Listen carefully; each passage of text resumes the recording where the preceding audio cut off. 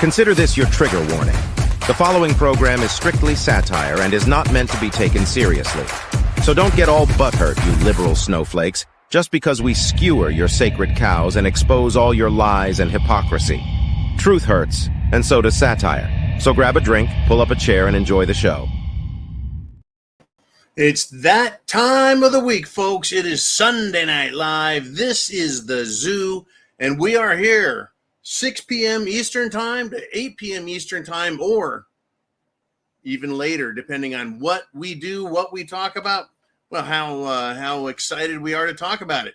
What started off as a rather slow weekend really picked up some steam as we went. But I want to start off with this. Number one, thank you to everyone who has done private donations through PayPal, Venmo, CashApp during the week. And tonight, you want to be on the screen here, have your comments, your thoughts, your opinions, your predictions, your observations. You just have to hit that super chat button right up there or down in the description. We've got an address to our fundraising venues, right? Venmo, CashApp, PayPal. Because that's how we keep the show going, is you guys, you guerrilla fund this. We don't rely on advertising from social media. There's no corporations here. There's no politicians with 2 or hell, 3 or 4 fingers in my posterior working me like a puppet. This is me, John. And now that we've got to that part, who I am, we know who you are, your patriots. Your veterans, your sportsmen, your Americans, your constitutionalists. We've had everything from surgeons to lawyers who practice at the Supreme Court level, oral arguments. Some great mixed martial artists, manufacturers, normal people, hardworking people. Everybody is here. It is not just some radical fringe group of veterans who just have lost their fucking minds. That's not what this show is. We're not a bunch of, college dropouts. We're not a bunch of college effete fucking snobs. We're just a good mix of American people. Hardworking, no doubt. Tax paying, you bet. From the great Northwest, all the way down into Southern Florida, all the way up into Maine, and of course in California, Hawaii, Denmark, Australia, even Tasmania is checked in. That's Peter down there. Then, of course, we've got Ireland, Scotland, and jolly old England. We've got people all around the country, all around the world, and this is a great show. So I want to start off by saying, hey, look, I identify. I have an identification for myself. And since we have to accept what people identify as, I identify as a person who is absolutely the most correct expert in every single topic, never wrong, and cannot be argued with. Why do I say that? Because we are not allowed to argue with people who identify as women when they are really men. So no. Then I get to identify who I am and set the parameters of acceptance. That's, here we go. With that in mind, I think we ought to roll on to, let's do Darcy T, who wants to check in. And she's got a nice super chat that she wants to kick the show off.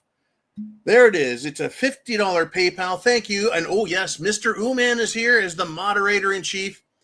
Your comments. If you want to comment, you've got to be here 5 minutes as a subscriber.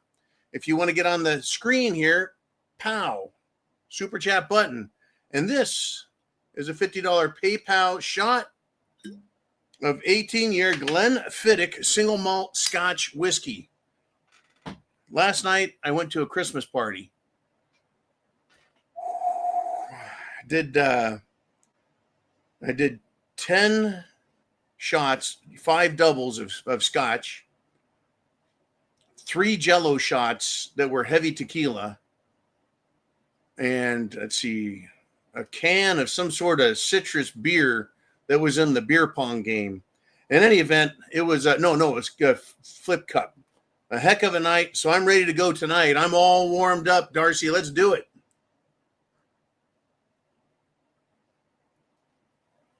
Woo! And I'm going to read it. Darcy says, I have a comment more than a question for tonight's zoo. And this is what she has to write. She says, I am seeing more terrorist attacks abroad and at home against various groups. I guess we'll be seeing more freedom-killing legislation coming our way soon. Oh, yes. Yes, indeed, folks. Darcy, we are not getting it just nationally. We're getting it internationally. And not just for America, but for the whole world. We have some incredible bullshit going on. I'm calling bullshit. I'm calling false flag everywhere. Everywhere. I tell you, I mean, it's at first I thought it was surprising. But then I was like, well, this is how this game is played. This is how they do it. This is what they want. Good golly. I've got this answer right here for Darcy. At Brown University, Rhode Island, there's not one, but 2 students who survived and are also connected to 2 other well-known mass shootings. What a coincidence, huh? I love coincidences. These 2 students that survived 2 other well-known mass shootings. Let's start with this. I want you to listen to the name. Zoe Weissman was allegedly a survivor at the Parkland school shooting. Oh, how interesting is that? She just happens to be at Brown, huh? And then we have Mia Tretta, who is hardcore, anti-Second Amendment, hates guns, and is an activist, and just happened to be there at Brown University. And guess what? They didn't just get shocked and scared and, oh my God, and the camera saw them. Well, we see you. No. They are already on CNN and MS, NBC, DNC, pushing their gun control agenda, Darcy. Have no fear. Yeah, it's them, and they are here. Zoe Weissman, Mia Tretta, both are on mainstream media. They are alleged, quote, repeat survivors. Whoa, what are the odds? Kind of like the guy who on the streets of New York City, man on the street, gets just miraculously stopped by a camera person during the 9/11 event. And he happened to give us the mainstream, what later was given to us as the mainstream explanation for how 2, not 1, but 2 massive American steel reinforced concrete skyscrapers were brought down by aluminum cans full of jet fuel that burns at 800 degrees when it actually takes a couple thousand degrees.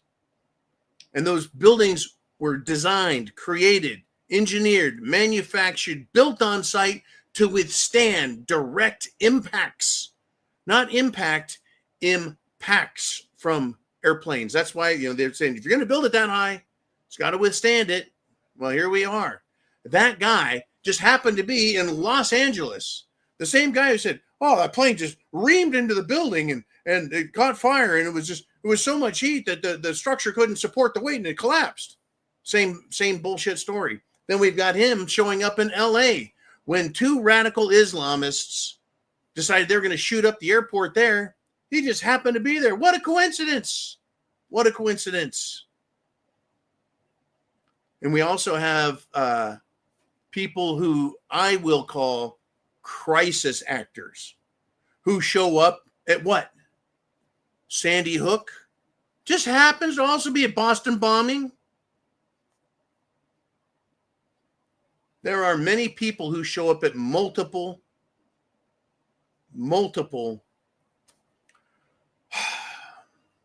false flag events, right? So anyways, these 2 repeat survivors of mass shootings, they're they're years apart from one another, still manage to show up in the college. This stinks to high heaven as usual. I'm sure more research is going to reveal who is funding and paying for little Mia and Zoe to run around and just happen to get caught in these sorts of problems. I wonder who funds them. I wonder what their religious identity is. It's time to wake up, world. Time to take the red pill. Time to take the black pill. Either we wake up and act, or we're going to sleep to our deaths. Thank you, Darcy T. There's going to be more on these topics because we've got a lot of different things happening. This weekend started a bit slow. Then we got Brown University, and then we got in Australia. We got a little incident there. And you, when we get to it, are really going to enjoy the shit out of that. All right. But before we get to that, I want to thank everyone for showing up. We've got 200 people live. Hit the thumbs up. Make sure you're a subscriber so you can comment in the comment section. And if you want to get on the screen, PayPal button, or I'm sorry, Super Chat button there, PayPal, Venmo, and Cash App down below. So we're going to do some chin music. Oh, good golly. Chin music doing a $52.23 Venmo. And guess what? It's going to help make it a Merry Christmas. We're not going to shut the show down. We're going to keep the lights on and keep broadcasting. Thank you, Chin Music. Keep broadcasting from the basement. So, there's the Chin. Thank you, sir. Merry Christmas to you. Thank you and Merry Christmas to one and all for being here on the Prepared Mind channel in this holiday season that we have hearts full of love, kindness, forgiveness, and holiday cheer while our enemies seek to destroy us, steal from us, and control us. Down the hatch, Semper Fi, Prost, cheers, salute, and nothing but the best.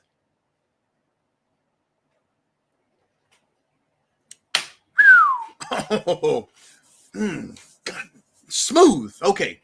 And please, share the internet address with friends, family, loved ones, coworkers, everyone. Hell, even send it to your enemies, people you don't like, so I can piss them off for you. So what we've got is we got Chin Music, and I've met the man twice, spent time with him. He's genuine. He's real. He's not a fuckhead, right? He's also happens to be a bodybuilder and a martial art expert. But he wrote to me, he says, hey, look, when fatigue becomes exhaustion. So he's sharing a personal story. And I'm going to read it. And he says, so I'm at the gym the other day doing my thing. It's a private gym, but does allow day passes for visitors.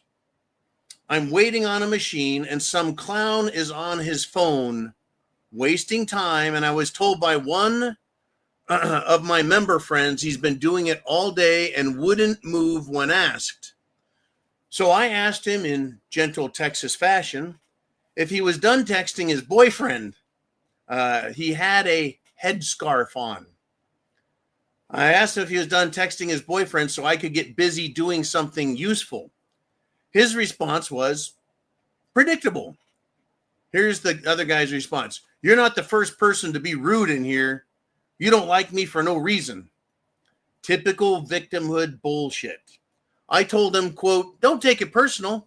I'm not too fond of people in general, so it has nothing to do with the fact you hate taking showers. I prefer dogs. My only regret is that I didn't have my buddy tape the interaction. I would have loved that. The look on his face as he was processing what I said was epic. Chin continues. I was hearing old America Online dial-up in the background while he was staring at me, right? Waiting for him to make connection.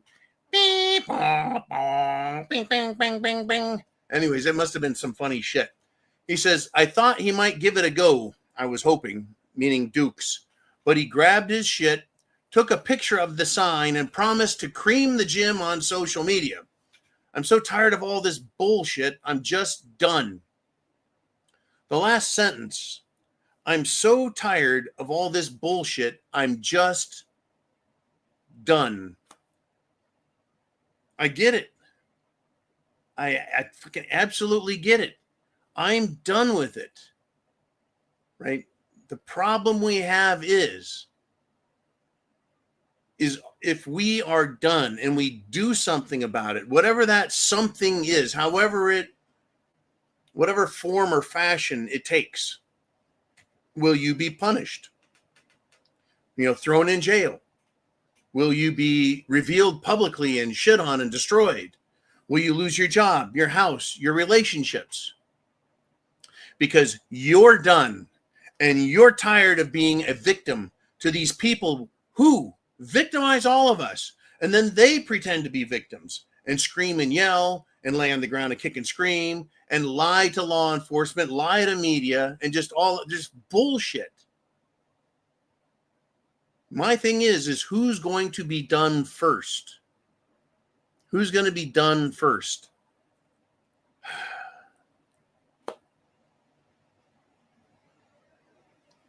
Will it be like everybody has had it? And we're all just like right here, man. We're just about to drown in this. And so when one person snaps, everyone snaps. This is kind of like the Tina Peters issue. I'll be talking about that here. In fact, fuck it. Let's just go right into it. Get your super chats up there. Get your comments down below. We're going to have some fun. You do a super chat, you get to put your comment right in there. Right? Okay, so what am I talking about? People have just being done with it. Colorado prison officials are refusing to recognize, accept, and act on President Trump's pardon of Tina Peters. They laughed at the fucking request. They refused to release her. Now, this is actually easy. Except Trump isn't doing anything. All Trump does is threaten, and then nothing happens. Not when it's meaningful to us. Well, when Israel wants him to bomb Iran, he does. And then he says, I just stopped World War III by me sending bombs into Iran. Right? We want him to stop, and then he sends more money and more weapons to Ukraine. I'm hoping that's done here at Christmas. We'll talk more about that in the next couple of days. But I'm tired of the bullshitting, right? New Yorkers, they don't just talk shit. They fucking throw dukes, right? Trump needs to do something. Colorado's refusing to let out someone he pardoned, right? If Trump wanted, this could be fixed. Send in the Army or the Marines or both, for all I give a shit, with armored vehicles that have battering rams and just break open the gates to this prison and just free Tina Peters Bastille style. In other words, when the French saw the American Revolution and its success, the people got tired of their king screwing them over, and they just fucking threw a giant fit and a riot one day. They stormed the Bastille, a giant prison, and freed all of the prisoners because they were all political prisoners, just like Tina Peters is a political prisoner.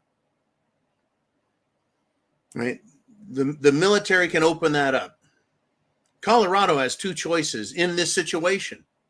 They can get their asses kicked in, and they can go to jail if they're not killed, or they can behave. Recognize the pardon is for a supposed federal law violation over which a presidential pardon has jurisdiction and applies. My disgust level is at 99% with that and everything else. Everything else, I'm just fucking disgusted. Now, one more event is not going to push me into doing something stupid. Two more events is not going to push me into doing something stupid. I'm not going to do something stupid. But I'm up to here. I'm tired of the stories. I'm tired of the victimhood. I'm tired of the bullshit. I'm tired of paying fucking taxes. I'm tired of all of it. This is supposed to be the Christmas season. This is supposed to be a time of love and remembrance and fondness and family and a celebration of our Christian beliefs. Instead, we're having to eat big piles of this bullshit. Absolutely big piles of bullshit from all of this. Okay, I'm telling you. Yeah. So, I'm done with it. I'm up to here, right? In person, I don't see a whole lot of it, folks, but I see it on the news. I guess if I was chin music and I had some jackass in my face being a jackass, there'd be bigger fucking problems. But I just don't have it in person. I guess that's a good thing. Because, I've seen too many videos now of children getting beaten on by older children. I'm getting tired of these fucking fast food restaurant riots. I don't go to fast food, so I guess I'll never get involved in one. I'm getting tired of seeing people praying on the fucking ground in an intersection or in the middle of a sidewalk or in a fucking building lobby, anywhere they can to piss other people off. I'm not seeing it, but when I do, I'm not going to be happy about it.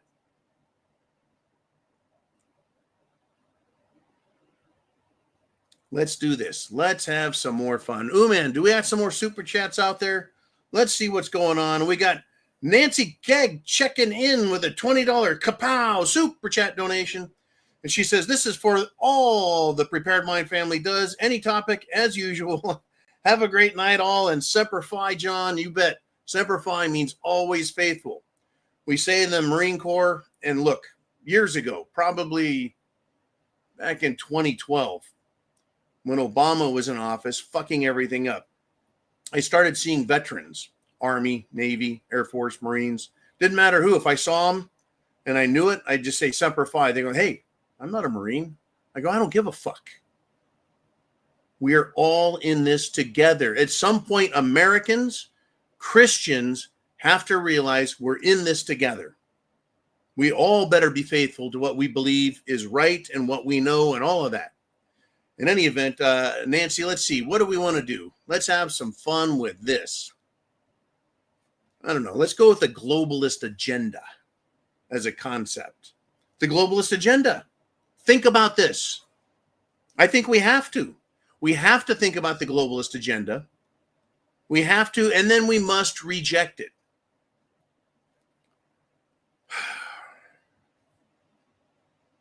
This is what someone wrote about this.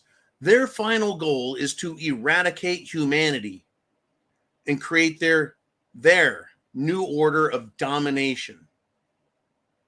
It takes a lot of physical and psychological abuse. Thank you, Uman.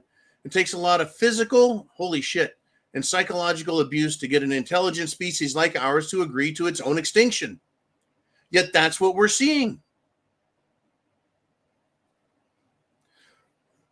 If you think about every European nation where the politicians are paid off by the World Economic Forum, they're purchased and owned by other countries which donate money, open up foreign bank accounts, slush funds, retirement accounts, numbered bank accounts, however the fuck they do it. So these politicians vote for destroying European culture, whether it's Scottish, Irish, English, French, Spanish, Italian, German, Austrian, it doesn't matter. They're paying these people off, and these people are willing to destroy their countries. And a percentage of the population goes along with it. They're willing to allow themselves to be destroyed. Now, there's a couple of ways you can do that with a human. And it's all abusive. To get people to agree, to allow it, it is physical abuse. People getting beaten up, and everyone's like, hey, I don't want to get beaten up. I'll just do what those weird brown people are saying. Or the psychological abuse coming from television, mainstream media, movies, documentaries, bullshit lies. People are being psychologically abused so badly that they allow their children to cut off their genitals. They allow people to deface, put graffiti, and then burn down churches. They allow it. They know who the bad guys are. They know where they live. Yet, they allow it. They're beaten down psychologically.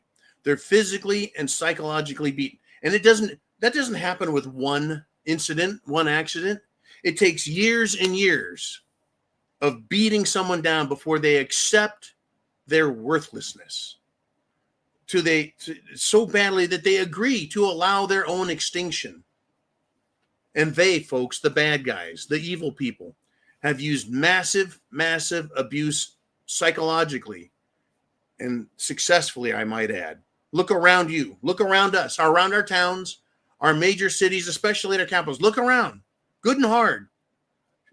Then look into the wilderness. Show me any species of animal on earth that seeks to punish itself, deny itself, and then kill itself. Allow itself to be killed. There is no species of animal that still exists and thrives because they kill themselves. Why all of a sudden is Western civilization, Europe, North America, Australia, why are we killing ourselves by allowing a bunch of parasites to move in and treat us like a host body that they're going to feed off of and kill us? Well, there are no other species like that, because that type of self-hatred, self-loathing is actually suicidal and results in death. And here we are, folks, civilized Westerners, whether white, black, yellow, doesn't matter, are being self-destructive in our cultures, our system.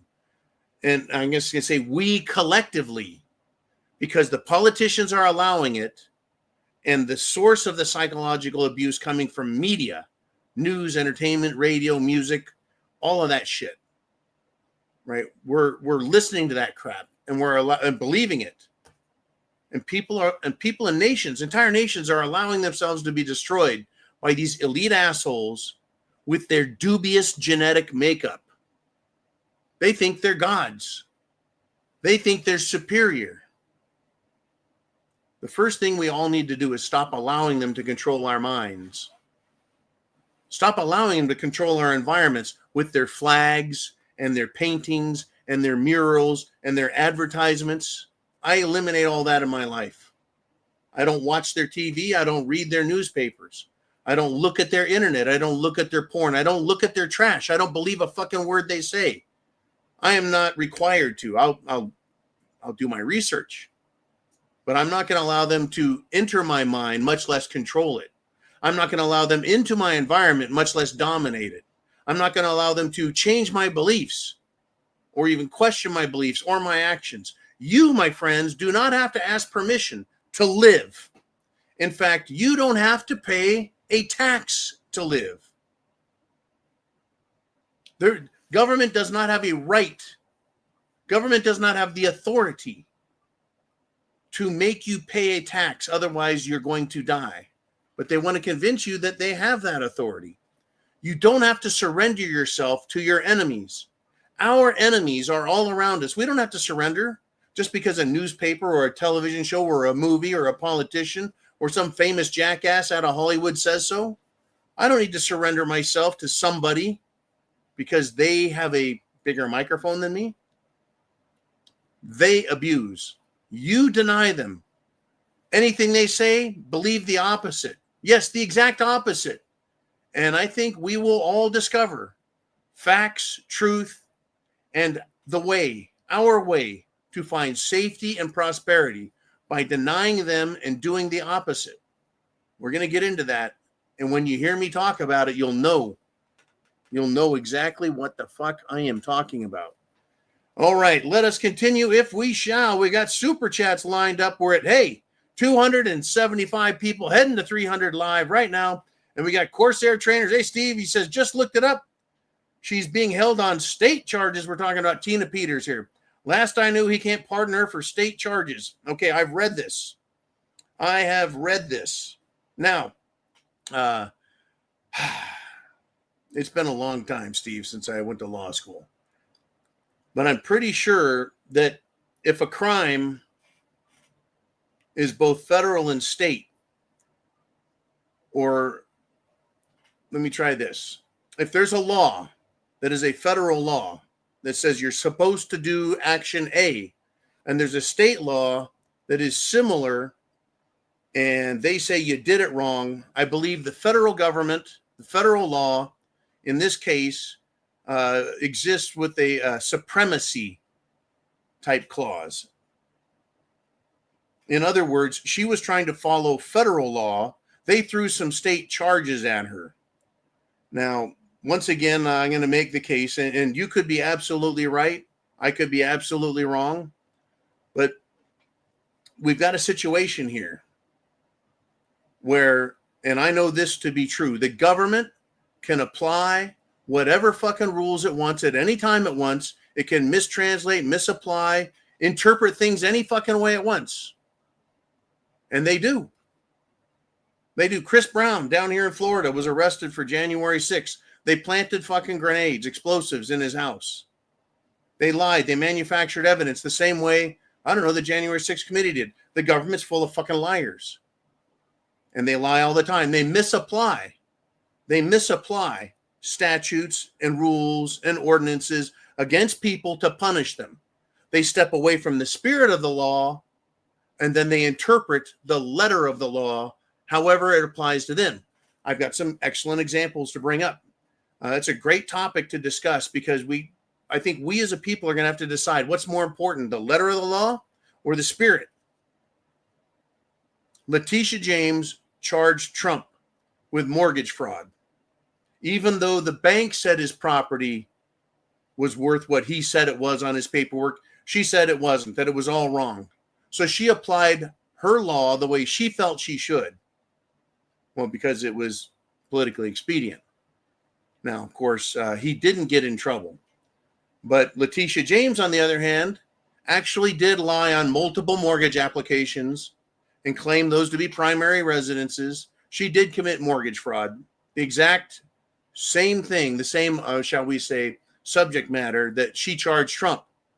Well, guess what? The government elected not to press charges. So again, the letter of the law or the spirit of the law? Well, they let her off on a technicality. They tried crucifying Trump. They could have let Tina Peters off on a technicality. They could have said, "Oh yeah, we've got conflicting reports, conflicting evidence. Oh, by the way, the state court in Colorado did not allow Tina Peters to adequately and properly and fully defend herself and present facts and evidence that would have refuted some of the testimony that was used against her." In other words, it was a sham fucking trial. Sham trial, the same way they found Trump guilty of 34 counts of nothing. It was felony nothing, but nothing nonetheless. Right? I got my issues with these fucking people at every single level, Corsair. Every fucking single level. From local to state to federal. I've got problems with all of them.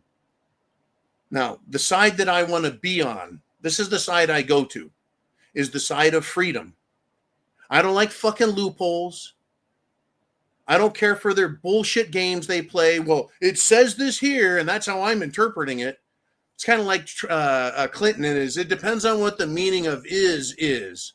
They're playing word games. It's word games. Everything is word games. What it really comes down to ultimately is who has the guns? Who has more guns? Who has bigger guns? Who has more people carrying guns? Who is willing to pull those guns? Who is willing to shoot?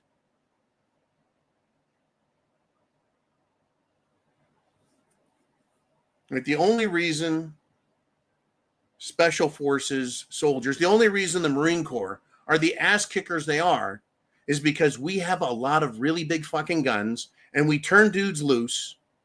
We turn our Marines and soldiers loose and say, go kill the enemy. That's why we win wars.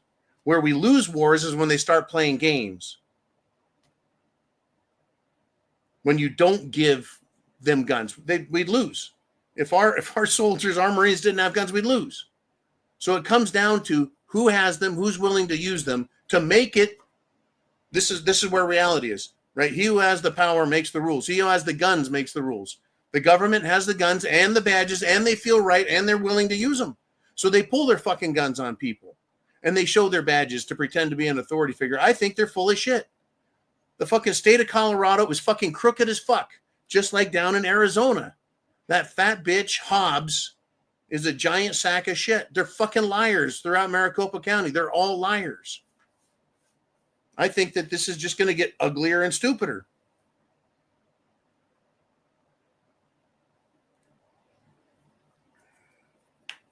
I think that his presidential pardon falls under a supremacy clause because it was over the same subject matter, but I'm not a fucking legal expert, unfortunately. But last I looked, right, a state cannot charge a crime of something that is required by a federal law to perform. And if she did it incorrectly, let's see, every time the government does something incorrectly to me, no one goes to jail. No one gets arrested. They fuck me and I have to fight to get my money back because of a fine or a penalty or a tax that I wasn't supposed to pay. No one goes to jail for fucking me over, right? But Tina Peters makes a little mistake as a government official and she goes to jail. But everyone else I've ever run into, from police to lawyers to judges to elected officials, they don't get arrested, much less a mock trial and thrown in prison. It is incredible, the amount of bullshit. This is why I'm fed up to fucking here, Steve-O. I fucking had it with the hypocrisy, the double standards, the lies, the misinterpretations, the desire by all of them in government, anyone in power, to make up rules and just cherry pick what they want to fucking pick and then apply that with fucking gasoline, some napalm, and some fucking radioactive material and just cook everyone in their path. Now, I'm not calling for violence. I'm not calling for protests and riots and revolution or any of that shit. But I'm fucking sick of it. So I know everyone else must be. Even if you don't understand law, you don't understand law enforcement, you don't understand procedures, you don't see, that's what they do. Everything is created and it's put into this thing and they call it codes. Oh, it's the civil code, it's the criminal code, it's the penal code. Right. There's an appropriate term for government. Right. This is it. Everything is codified so we can't fucking understand it. And then you get in trouble and they go, ignorance of the law is no excuse. You give me a fucking break. Right. And then we see crooked cops, crooked judges, crooked legislators. They get off with a fucking wrist slap. You see these fucking third world scum in this country stabbing people, robbing them, murdering them, fucking raping them multiple times. They get out of jail and they go do it again. And these fucking judges let them off. But if you fuck up and expose them and their lies and their fraud, their fucking cheating, their corruption, they're going to throw your ass in jail, throw the fucking key away. This Tina Peters thing, that's why it's so upsetting. I don't think this old lady's fucking evil. I think she was trying to expose state fucking cheating in the election. It was election fraud. There were injured parties. People are deprived of their civil and lawful rights, right? To vote, to participate in our constitutional republic, and they fucking cheated. I am constantly bitching that there are no consequences for failure to do their government jobs. There's no consequences for them lying and cheating, and there's no consequences for them violating our rights collectively and as individuals. But this silly old lady catches some cheating, and they ignore all the federal statutes that require her to do what she did. Even if she didn't do it perfectly, she complied with the spirit of the law to the best of her ability to follow that federal law. And so they charge her with a crime under state law. Horseshit. And then they don't allow her to defend herself properly. That's fucking grounds for a mistrial. There should have been a fucking appellate review right away. And it should have been taken as far up the fucking chain as they could. And I don't know really where they're at on all of this. In a lot of ways, I also feel like this is just fucking made up bullshit just to piss us off and keep me distracted. Because who could be this fucking obvious and just evil and stupid? Well, wow. Yeah, anyways, thank you, Corsair. Great topic. Obviously, I feel a little feel personal. I feel personally attacked by all of these people. Not you, Steve. Fuck. It's a great conversation. I'd like to know. Probably should get our lawyer in here. He's down in Texas. It's been a little while since I've heard from him, but I'd like to hear his opinion on this since he argues federal law. Okay. Well, let's move on if we shall. We're 40 minutes into the show. We're going to go all the way till 8 p.m. And we got Big Dan, the man, checking in with a $5 super chat. And he asks, did you see the Sean Ryan podcast with Tulsi Gabbard? That was a good one, talking about how politicians become millionaires. I did not see the Sean Ryan podcast, but I do know that Tulsi Gabbard has been trying probably harder than any Republican in the Trump administration to bring about justice, right? To follow the law, to respect the country, the Constitution, and, well, the people. The people meaning us. But in our positions where we're at now in history, I think that not only do we owe ourselves personally and all real Americans who are alive today, I almost feel like I owe our ancestors not only a debt of gratitude for what they put up with, what they lived through, what they tolerated, what they fought for.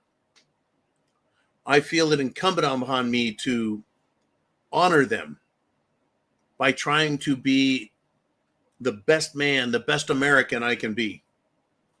Right? I feel I owe them, even though they're not here, even though they're dead. They're long gone, 50 years, 100 years, 200 years. What all of our ancestors put up with here and fought for is why I think I should fight even harder. And Tulsi Gabbard, I think, is doing a good job. Politicians becoming millionaires?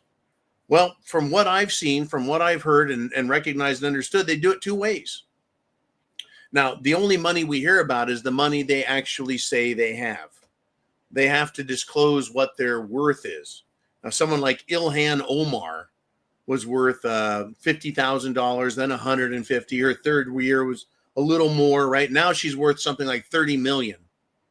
She went from being worth absolutely nothing to having a lot of millions of dollars. How is that possible? She is dumb as a fucking box of rocks. And I mean that in all sincerity. She is a stupid bitch. She married her brother, committed fraud to get him into this country. Trump has talked about her to great lengths. Yet she got rich. How? Well, if she got money from CARE, if she got money from any of the Muslim organizations that want her to have power so she can rot our government from the inside with her fucked up bullshit, her lies, right? She won't ever claim that money. If they set up a bank account in the Caymans, the Bahamas, Cyprus, Singapore, Malaysia, wherever the favored, repository offshore banking is, we'd never hear about it. She doesn't have to disclose that. Right? Is it Kuala Lumpur, I think, has a big banking issue? Anyways, no. But if she has money in her American account, yeah, it's going to be a little harder to hide that. So she has to disclose it, meaning she has to share it. It has to be made part of the public record. Well, insider trading, you bet. Now, their wealth is different than their campaign money. Their campaign money can come from a number of different sources. That doesn't count as their personal wealth. Their personal wealth, they become millionaires by investing. How about that? Insider trading. And it's come up again and again. It wasn't until a few years ago when Nancy Pelosi, someone decided to look and go, holy shit, this bitch is a trading expert. Right? Worth well over $100 million. Right? Miss Lube. Nancy Pelosi is an extreme. She knows exactly when to get in, exactly when to get out. Unbelievable. That's how they do it, folks. Seriously. Thank you, Big Dan. I did not see that podcast, but dollars to donuts, you know who it was. And you know what it is, right? It's insider trading. And when they get out of office, they get book deals, right? They write articles. Hell, look at Hunter Biden. He became an artist and a painter, right? They get jobs sitting on board of this college, board of that corporation, They're going to run this thing. They're going to run that. They don't know shit. It's just a reward that's provided them as long as they sell out to the military industrial complex, the medical industrial complex, which we've learned is massively powerful. We'll be talking more about that later. Mr. Uman, let us continue with We Shall. We've got super chat donations from up there, which end up down here. And we've got DDG, probably mispronouncing that, DDG. Anyways, $5 super chat says, hey, John, I went back in time last week and watched your Bigfoot adventure. Oh, the good old days. Keep on keeping on, and Merry Christmas to you. DDG, it's DDG. Yes, it is DDG. I know now who you are. Yeah, the Bigfoot adventure. I'm continuing we're just going to switch over to this. For those who don't know, in high school, I had an all-night terror attack with a group of Bigfoots. There was a leader, a second in charge, and then anywhere from 3 to 4 others surrounded. Pretty nasty. 5 to 6 of them. The next day, went back to the campsite after escaping and tried ambushing them. They decided to ambush us, left. The next week came back and I was followed by one of them. Then that was it. Done. I've had a lot of Bigfoot things happen. The next summer, I was up at Bear River Reservoir. Look it up. It's off of Highway 88 in California. Bear River Reservoir was around the by what's known as Upper Bear at a campsite location just to the west, about half a mile from there's a Boy Scout, Girl Scout camp there. Campsites were completely, during a great weekend in the middle of summer, completely vacant. Not a fucking other soul. I thought it was great. I'm like, hey, I got the whole campground to myself. Middle of the night, giant boulders. They sounded like, 12-inch, 10-inch boulders just getting rolled by my tent. And I decided, hey, I'm going to put the old shotgun out the tent and just start shooting into the dark, because I was not going to be attacked by Bigfoots again. They'd stopped throwing boulders, and we threw all my shit in the back of the car, slammed the hatch down, and took off. Was not going to spend a whole night being terrorized by Bigfoot again. Let's see. Fast forward decades. Everything was fine for decades. And went camping with my sons at Lake Almanor in extreme Northern California up by Mount Lassen. And we're at a public campground, government campground. And we're sitting there, and I start hearing kids laughing. I didn't think anything of it. That kids laughing, what the fuck? Right? And then they started throwing rocks into our camp zone. And this is one of those camp places where it's, every 50 feet is a new camp zone with a place to park and a picnic table and a fire pit and all that shit. One of those campgrounds. It's pretty primitive. No public showers and bathrooms. No, wait, maybe there were bathrooms. Yeah, there were bathrooms, but just the hole in the ground type bathroom. Anyway, be that as it may, kids laughing. They throw rocks, and I yell at them, knock that stupid kids, and I go look for them. And there's no other campers out this area because it was just out the back. It's like the laughter was coming from that direction, but behind us was the end of the campground. There were no other roads or camp spots. Well, I did more research later after that and discovered that these Bigfoot things have different ways to communicate. And one of the sounds that they like to make is to imitate the sounds of children laughing. Because they sounded like they were maybe 25 to 50 yards away at times. That's pretty close. You'd think I could go find the little bastards, especially with flashlights. Couldn't. And then there was the final time that I dealt with them was on a camping trip where I just left my house, the one I started the show with, and went up on the hillside and was doing some primitive survival training with my sons, and said, okay, we're going to assume that you're stuck, you're lost, you need to bed down for the night, and you need to survive, right? So we did just that. They did the branches and bent branches over, created little tents and out of natural stuff, and we were having a good time. But in the middle of the night, started hearing snorting. Fucking snorting. Now we're basically in the middle of a field with a few small trees and bushes, but I get out the mega bright flashlight and hit the beam, and just light the place up and nothing. Of course, there's a 45 ACP right in the other hand. Everywhere I looked, nothing. Turn the light off. A few minutes later, snorting again. The fucking snorting is anywhere from 25 to 50 feet away. It's close. So I hit the beam of light, nothing. Fucking Bigfoot. They're clever little bastards. Anyways, I'm continuing to research and learn about this Bigfoot, and there's just so much incredible stuff.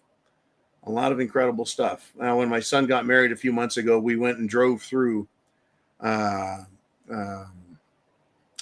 Hoopa Reservation in Northern California. It's down there where the Bigfoot Patterson film, the one Bigfoot video where it's walking. And I went and drove through that area hoping to see something. I saw a bear, but no Bigfoots. Anyways, it's another one of those mysteries. Bigfoot, man, that shit is real. I've seen so much weird shit in my life. I'm sure when I finally die and I get to the pearly gates, I'm going to have a lot to talk about and ask some questions I'd like some answers to, because I've seen weird flying objects and not know anything about them. I don't know if they're aliens or if they're just secret spacecraft that the government keeps from us. The Bigfoot thing. Fucking had ghost adventures. I've lived an interesting life. I've fucking battled chickens and roosters in the fucking jungles. Anyways, life is a weird thing. But reality is frightening, because when the sun comes up, it's still here. It doesn't have a time limit and go away like a camping trip or a vacation that gone fucking haywire. The reality is governments, evil people in our faces every day that affect our lives, our families, our parents, our children, our grandchildren, our entire country, this entire world. That is the nightmare. I can deal with Bigfoot. I can deal with aliens. I can deal with ghosts. Fucking government is something that won't let us go. We'll talk more about it. Man, what's up next, man? That was a little escape. We got Viking Boomer checking in with a $20 super chat. And he says, hey, being disarmed throughout the West, other than the U.S., is a field day for Islamists. Every day they decide to take us out. Now, here's the deal. Whether you're in Australia or Canada, the United States or the United Kingdom, these are all common law jurisdictions. And under the common law, it's common sense, common law that puts God, man, then government. God, man, and king or queen. Right? The people are always more important. Our rights come before government. That's the way it's supposed to be. It's not the way it is. Right? They have decided in many of these jurisdictions to say, you don't get to have guns. No more. So Canada's given up its guns for the most part. Australia's given up its guns for the most part. England, the United Kingdom, has given up its guns for the most part. They are, for the most part, mostly, and for most everyone, defenseless with respect to they don't have guns to be an equalizer. So you end up with these thug-like assholes with retard strength that shout aloha snack bar before they kill people. And they're creative. They'll use whatever they can to kill you. I mean, if they can, they'll do it with a truck or a car and just run your ass over or run over everyone in the street.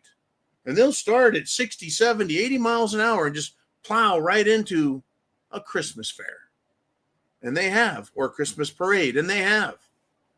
If they're not using a vehicle, they'll use bats. They've discovered that everyone gave up their guns, but hell, these fucking scumbags can get machetes, swords, long knives, and they're battling each other like idiots, and they're also going after civilized Europeans, Canadians, and Australians with these things. Now, the shooting that occurred down at Bondi Beach allegedly was done with a weapon. How about that? Some crazy Muslims ended up with guns in a country where you're not allowed to and there is no access to guns. What a interesting, shocking surprise that is. But your point, I think, is valid in that it's a field day for Islamists every time they decide to take us out. In other words, anytime they decide to act on the requirements of their law, Sharia law, which is based off of the Holy Quran, they were like, yeah, okay, Allah says to behead some infidels. Allah says to rape some infidels. Allah says to kidnap some infidels. And they do. Now, I think the lesson is clear. The lesson is absolutely clear. The reason for us, for everyone, man, woman, and even children, and by children I mean people under 18, but old enough to handle, are trained and respectful of firearms, they have a right to self-defense. And they have a right to use whatever it fucking takes to keep their life and their body and their health and their property intact. You don't have to allow somebody to show up at your house and burn it to the fucking ground with you in it. You have a right to stop them from killing you and killing others. So yeah, the Islamists are like, hey, thank you, stupid government officials, for accepting the bribes, bringing us into your country, not enforcing the law, and allowing us to kill you guys repeatedly. So you're right, Viking. It's a twofold problem. The Islamists, as you point out, decide that they're going to have a shitty day and make someone else's day shitty with them. And then it's the government, whether it's the legislators and the prime minister or presidents, whether it's local constabulary, the police, sheriffs, federal police, the judges, and prosecutors that decide to just let criminals go. I'm sorry about that, Muhammad. Go ahead and go back out there and start killing people again. It's cool. Sorry to have stopped you down and slowed you. Yeah, your religion is more important than ours. Wow. My recommendation, treat every threat as if it's life-threatening. I watched a video,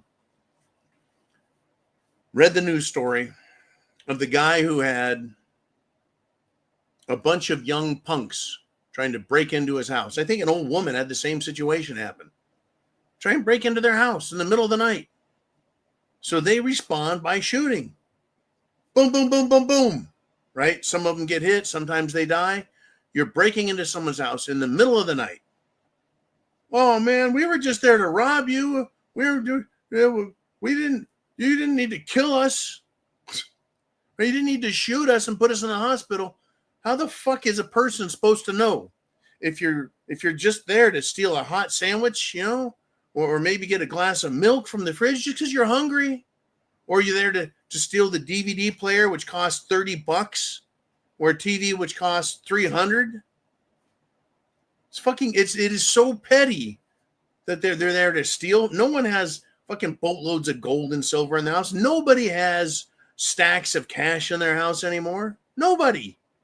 Right? Nobody even has stacks of cash in the bank anymore.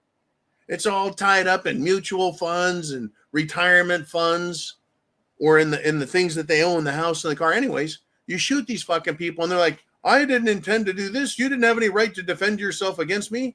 The fuck I didn't. How many times do we see someone talk some shit? Then it turns into a fight. The person gets cold cocked from behind by the buddy of the asshole that started the argument. And then while you're laying on the ground, they're kicking the ever-loving shit out of you and you get killed. A simple misunderstanding and altercation.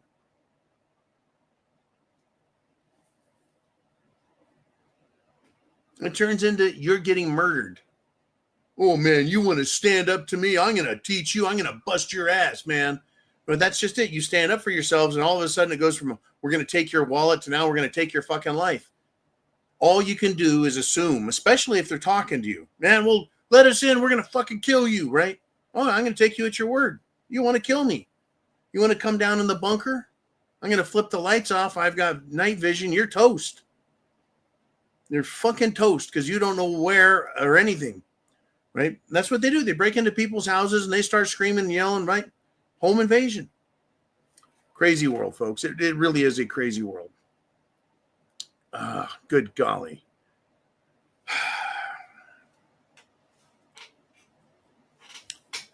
Oh, man. Chin Music's got a 762 super chat out there. It came in Venmo.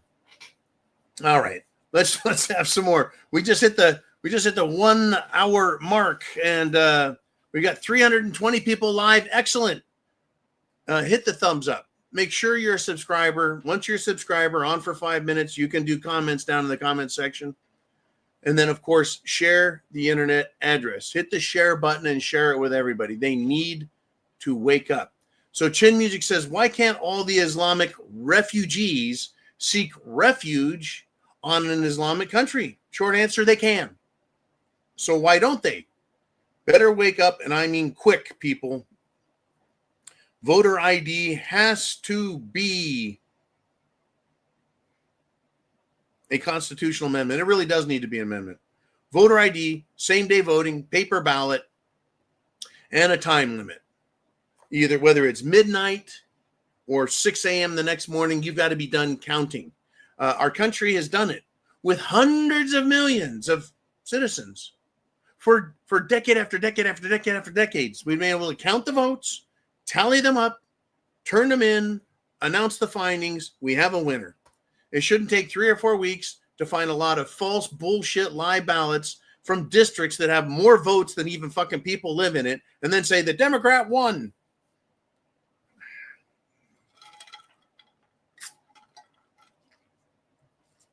As far as the first part of Chin Music's comments with respect to the Islamic refugees, they call themselves refugees, or they're asylum seekers. They come from war-torn countries. Their countries were war-torn before any other country went to war there. They're at odds with themselves. Muslims, if they're not fighting anyone else, like, I don't know, Sikh or the Jews or Christians, whoever they're pissed off at this week, they're fighting with each other. There are, I think, well over 50 countries that are Sharia law, Muslim-based. They should go there. Period. Not because I'm mean or selfish or ungenerous, but because they demonstrated now, number one, that they do not get along with other peoples, other cultures. They do not, they cannot, they will not. But the reason they're here is not because these other countries don't want them, even though I'm sure they don't. Just like Egypt, Syria, Jordan, and other countries don't want the fucking Palestinians. But those are Muslims. Why don't they want Palestinians who are Muslims? Because they're assholes. The same reason European countries have now discovered they don't like the Israelis. They're assholes. The Israelis are assholes. The Muslims are assholes. Nobody likes them. Yet they're in other countries doing what? Causing trouble. Those people from those cultures and those countries want to destroy what everyone else has. They want to go in and take the nice things. They're pretty much thieves, parasites. They're communists. They say, you have, so we want. And we have a right to take it because share and share alike, except unless we have all the money and then we aren't sharing shit with you. The number of Jewish billionaires would blow your mind. Would blow your mind. Yet somehow Israel needs America's money. They've got their own. Nope. Right? So these other parasitic countries send their people out. And they hate us and they want to rob us and stab us and beat us and make us uncomfortable, call us names, kind of like the chick up in Wisconsin who worked at a Cinnabon, eh? Right? She was repeatedly harassed by a male and a female Somali. They got kicked out. They changed clothes, came back, and continued to harass her to the point she flipped them off. She called them niggers, right? She just sick of their shit. And then she gets fired. They went there to harass her with the specific purpose to sexually harass her, make fun of her, irritate her, piss her off, and affected the business negatively by being there. Yet Cinnabon decides to fire her because she's an American in her country with her culture being harassed by a couple of freaks from something else. They come here because they know we tolerate. They come here because we're civilized. They see that as weakness. They don't live by the golden rule, which is the rule I live by. Do unto others as you would have them do unto you. No. They come here and they see weakness, and so they fuck with people. They steal from people. They pickpocket, they steal, they break windows in cars. They go into houses. They walk up, they follow people home. They rape them in their homes. They're awful people. And they need to be kicked the fuck out of our country. Period. They can go back to India, back to Pakistan, back to all the North African countries, Eastern African countries, all of it, the Middle East, the entire fucking Persian Gulf area. They can have them all back. And guess what would happen in Australia, the United States, Canada, the United Kingdom, and all of Europe? Guess what would happen? There would be a scream, a yell, a cry of thank God. And peace and prosperity could happen again. Peace. Good golly, peace. There's people now that live in total and constant fear of these Islamic screwballs. And we also live in terror from the World Economic Forum and these billionaire bastards. Imagine getting rid of all of them and the peace we would have, because no one's trying to steal our money. Government has to stop stealing our money. They have to be held accountable. Imagine that. If the courts actually upheld the law, if prosecutors actually prosecuted crime, if they went by the spirit of the law and understood what was needed for peace and prosperity, not, hey, your foot went over that line there, we're going to have to cut your foot off now. If we didn't have all these foreign fucks, these crazy bastards doing what they do, ramming into your car, stealing your shit. Right? Unbelievable. Oh, yeah, folks. Oh, yeah, I got to tell you. Now, I guess, Uman, where are we at? I'm going to shoot you a quick message here, Chief. Okay. There's a lot of crazy shit going on. And we haven't touched on all of it yet, you guys. It is your show. That's why we do the super chats and Venmo, CashApp, PayPal. So you guys can ask the question and introduce, the subject matter and your thoughts, your opinions, etc. So let's do it. Uman, who's next on the Prepared Mind channel? We're climbing up. We're close to 350 people live right now. And we're being shadow banned by all social media. So the fact that we have hundreds of people here live when we went live is amazing. The information is valuable. So we've got Northern Pike checking in with a $5 super chat. It says tariffs.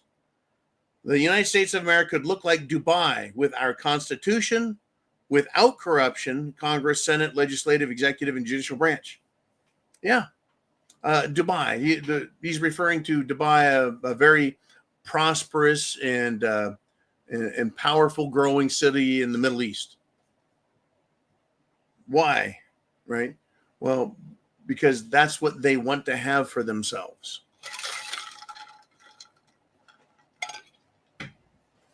The people that govern Dubai, the people that run Dubai, the people that benefit from Dubai want to have an environment where international business can go and operate safely. The people that live in Dubai, and I actually know someone who does, they want a safe place they can put their money, whatever money that is, whether it's a fiat money or gold and silver. They want a place where they can be safe from being dicked with. Well, that's what our Constitution used to do. Our Constitution, right here, used to protect me and you, all of us. It used to protect us from Congress, from the Senate, from the legislative authorities, from the presidential powerhouse of a seat where things can be, the judicial branch. We used to be protected from them, and they were required to protect us, our money, our wealth, our rights, our property. And they don't anymore. Now they look at us like wolves staring at sheep. Well, we're going to be what's for dinner. Well, in Dubai, everything looks great. They're expanding, they're building, they're improving, they're making a great world there because the people with money are being protected, and it attracts wealth. It does not punish performance. It doesn't punish production. It doesn't punish investment, unlike the United States of America, which is now run by a parasitic political class that is only interested in enriching itself, taxing the shit out of people, stopping those they don't like, encouraging those they do, and bringing down the country and its institutions. So it's being run by a mafia terror organization.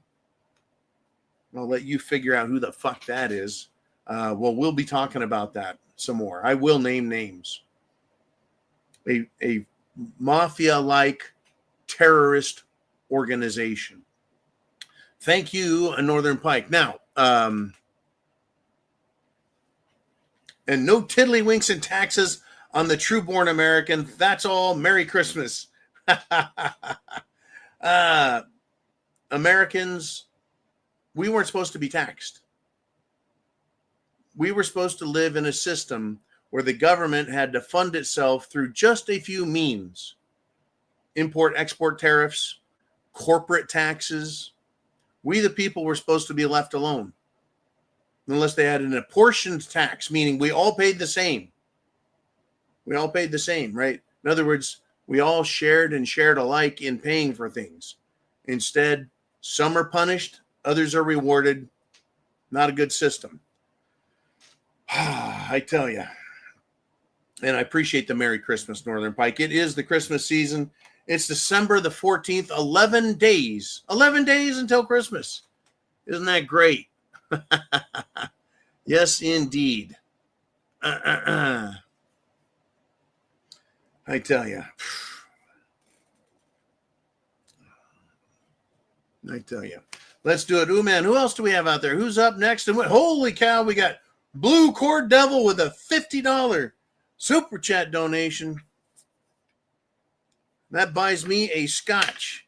You guys and your donations, it just doesn't go into my pocket to go spend on hookers and blow. It keeps the lights on, pays the bills, pays the subscriptions, and keeps me fully informed so I can come here and share, well, my interpretation of current events with you. And, of course, to advise everyone why we need to continue and always forever be prepared for whatever the government and our enemies are doing to throw shit at us. Semper Fi, Blue Cord, Merry Christmas.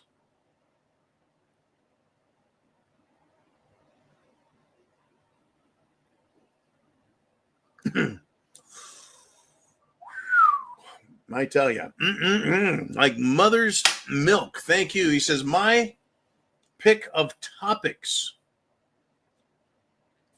Okay, so last week, some big things were happening. Where do I want to go with this? Good golly. Let's start with this. Last week, the president of the World Jewish Congress sent a warning to every America First candidate or any potential America First candidate who wants to run for Congress or any office in the United States of America. The Jewish World Congress threatens American political candidates. Right off the bat, right out the fucking gate, this is election interference coming from our greatest ally. The claim is if you don't support Israel, if you platform or say anything, and this is the president's speech, the World Jewish Congress president, if you platform or say anything we deem anti-Semitic, we will target them and start a fund for their opponent. Oh, they've got huge funding going against Thomas Massey, Congressman, America Firster.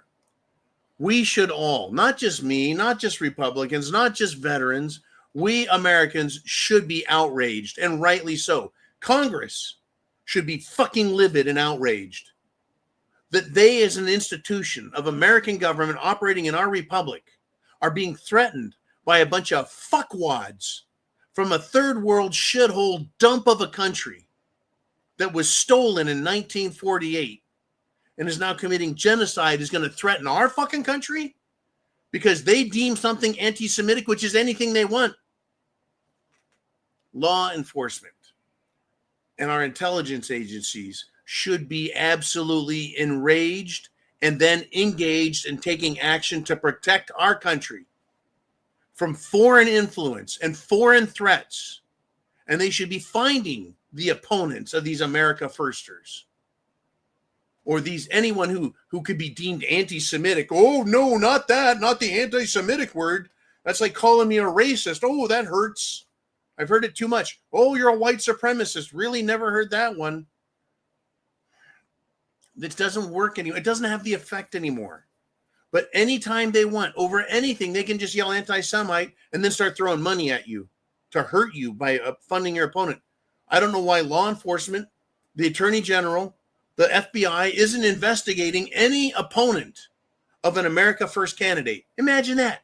Being America First makes the World Jewish Congress Council fucking hate you because you want your country to come first in your own country. That is fucking outrageous. But they'll stand up there on the stage talking to their fucking scumbag friends, donors, and just fucking shit all over us and claim that they're superior because they claim that there's a God that they worship that wants them to kill everyone and everyone to become their slaves. And we're supposed to fall on our fucking knees and kiss their asses? Oh, yeah. You bet. They're threatening Americans. You shut up. Don't you fucking dare say anything we don't like. Even if you don't know we don't like it, you better not say. Just shut up. And then shortly after that, guess what we get? We get people getting killed in Australia. Blue Cord Devil, we're going to go to Bondi Beach, Australia. What happened in Bondi Beach, man? How many people got killed? 11? 10? 111? Well, I'll tell you what the news says. Right? The news says terrorists killed at least 11. 2 terrorists killed 11 people, including children, at Bondi Beach during a, wait for it, a Hanukkah celebration. And they're calling this an attack on a Jewish community. Well, wait a minute. So it's a religious community. Well, right. Why is this a problem for Israel? Well, because they're Jews. No, wait. Israel is Israelis. They are a secular government. Oh, they're having problems, folks. They're using this. Now, whether or not anyone was killed for real, and this isn't a false flag, and I don't know if it isn't, except I got one guy who was there, who's covered in blood, laying on the ground, taking a fucking selfie of himself, who, when there is a shooter killing people around you, wants to play victim so bad that they take a picture of themselves with blood all over themselves, laying on the ground, wounded. Who the fuck does that? Well, if you're a professional victim and you're pulling off a fucking stunt and you need a really good picture to make it in the newspapers so you get the sympathy you want and the support you want, that's what you do. Right. Now, see, I thought these were Australians. Apparently not. Why, if people were killed in Australia, do we have to bring religion into it? Right? So 11 Jews were killed with a gun in a gun-free zone, by the way. How did these guys get a gun? How did these Islamic dudes get a gun? Number two, 11 Jews were killed in Bondi Beach versus 100,011 civilians killed in Gaza by Jews. Which one is worse? Where is the call by the mainstream media for anti-Palestinian war crimes? Where is it? Exactly right.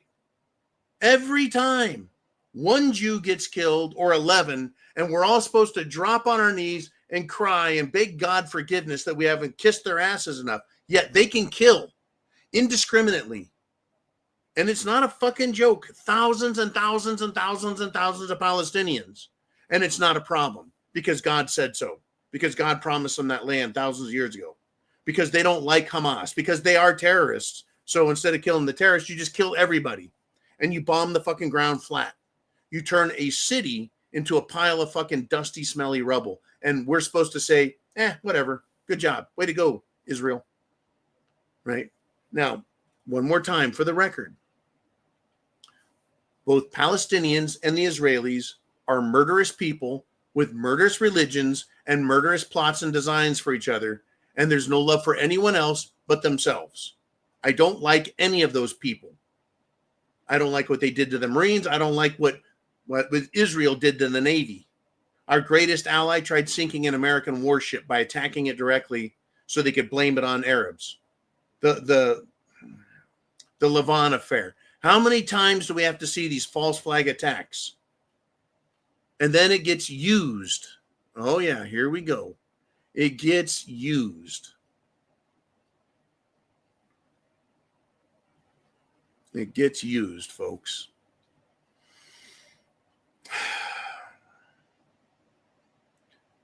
Bibi Netanyahu. Right.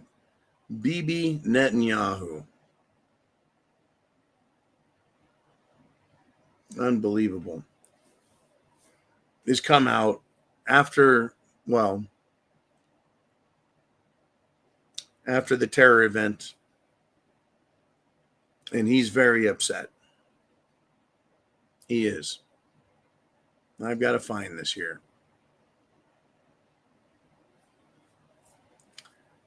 Bibi Netanyahu wants to tell everyone that we need to fix this, that anti-Semitism cannot be allowed to stand, and that should be our priority. Do you agree with that?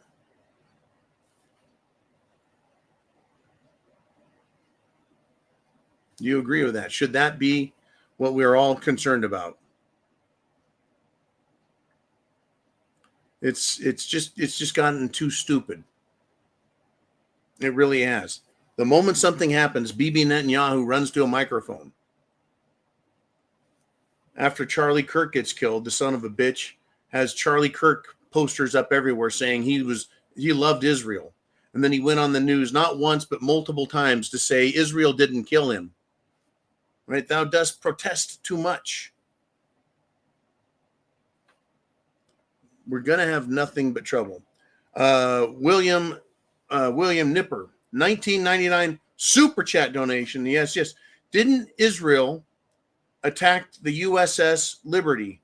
That's an attack on the United States military, the United States Navy. Yes. They attacked them with fighter planes, fighter jets. They bombed them. They strafed them with gunfire. They killed dozens of sailors. The ship was on fire. It was fucking crippled. But guess what? The ship didn't sink. The ship wouldn't sink. It's amazing.